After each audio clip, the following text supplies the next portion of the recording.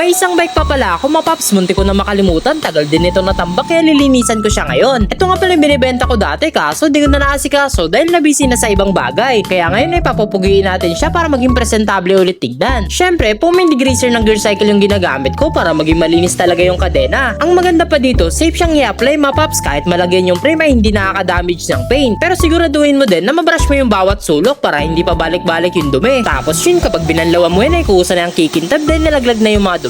O diba kahit hawakan ko yung kadena ay wala nang duming kumakapit. Sa paglinis naman ng frame, premium bike shampoo yung gamit ko. Mas naalagaan kasi nito yung paint dahil hindi niya natatanggal yung clear coat. Syempre, safe din yung mga bearing sa hubs, bottom bracket at headset. Hindi niya kasi natatanggal yung mga grasang nakalagay doon. At ang pinanagustuhan ko dito ay iniiwan niya makintab yung bike ko. O diba pogi na ulit at presentable na tignan. Saka ka na maglalagay ng chain lube kapag tuyo na yung kadena. At para hindi kapitan agad ng dumi, mas maganda na punasan mo para matanggal yung sobrang langis. Tapos yun, malinis na yung bike at pwede nang dumihan ulit. So kung interesado kayo sa mga panlinis na gamit ko, ay nandiyan lang yan sa yellow basket. Yun lang mapaps, ride safe palagi.